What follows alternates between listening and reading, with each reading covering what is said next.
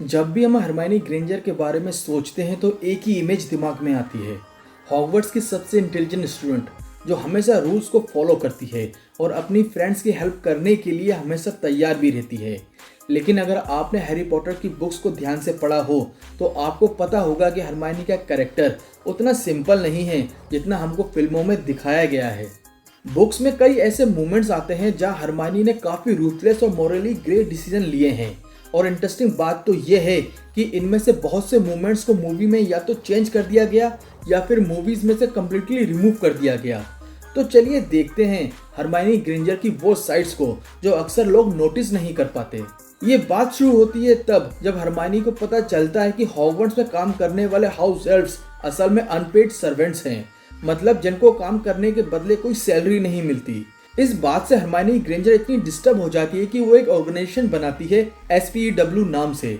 इस ऑर्गेनाइजेशन के जरिए वो हाउस एल्फ को फ्रीडम और बेटर राइट्स दिलाने की कोशिश करती है। लेकिन प्रॉब्लम तब शुरू होती है जब हॉगवर्ट्स के ज्यादातर एल्व्स खुद को आज़ाद करना ही नहीं चाहते। उनके लिए काम करना ही उनकी पहचान है। फिर भी हरमाइनी ग्रेंजर डिसाइड करती है कि वो उन्हें आज़ाद कराकर ही मानेगी।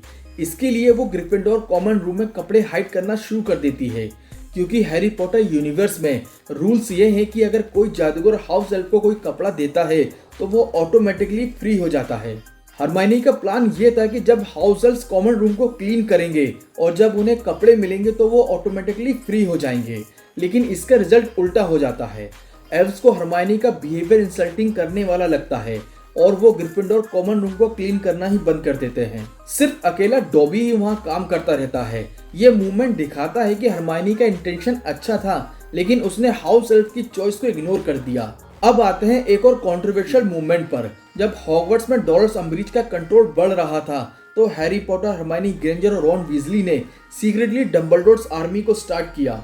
ये एक ऐसा सीक्रेट ग्रुप था उन स्टूडेंट्स का जो डिफेंस स्पेल्स की प्रैक्टिस किया करते थे। हरमाइनी को पता था कि अगर किसी ने ग्रुप को धोखा दिया तो सब ट्रबल में आ सकते हैं, इसलिए उसने एक क्लेवर और डेंजरस ट्रिक को यूज किया। जो भी स्टूडेंट्स ग्रुप को ज्वाइन करता तो उसको एक पार्चमेंट पर अपना नाम लिखना पड़ता था, लेकिन हरमाइनी ने उस पार्चमेंट पर सीक्रेटली जिंक्स स्पेल लगा दिया था।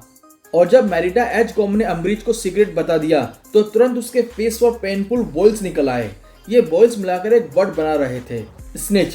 ये मार्क्स इतने स्ट्रॉन्ग थे कि कई हफ्तों तक उसके फेस से गए ही नहीं। हरमाइनी ने इस पनिशमेंट को जानबूझकर डिजाइन किया था ताकि कोई भी फ्यूचर में ग्रुप को धोखा देने से पहले 2 बार सोचे। लेकिन हरमाइनी का सबसे शॉकिंग मूव तब आता है जब वो एक्सपोज करती है रीटा स्कीटर को। रीटा स्कीटर एक जर्नलिस्ट थी जो डेली प्रोवाइड के लिए काम किया करती थी और वो हैरी और उसके फ्रेंड्स के बारे में मिसलीडिंग आर्टिकल्स भी लिखा करती थी। तो हरमाइनी को कुछ अजीब सा लगता है। उसे समझ नहीं आता कि रीटा स्कीटर इतनी प्राइवेट कॉन्वर्सेशन को सुन कैसे लेती है। इवेंचुअली हरमाइनी को पता चल जाता है कि रीटा एक्चुअल में एक इलीगल एनिमेगस है। एनिमेगस का मतलब होता है एक ऐसा जादूगर जो एनिमल फॉर्म में ट्रांसफॉर्म हो सकता है। रीटा का एनिमल फॉर्म एक बीटल का था, इसलिए वो चुपके से रूम में घुसकर सबकी बातें सुन लिया करती थी। तो हरमाइनी ने क्या किया, उसने रीटा को बीटल फॉर्म में पकड़कर एक जार में बंद कर दिया। कुछ घंटों के लिए नहीं बल्कि कई दिनों तक के लिए। ऊपर से जार को हरमाइनी ग्रेंजर ने मैजिक से सील कर दिया ताकि रीटा स्कीटर भाग न सके।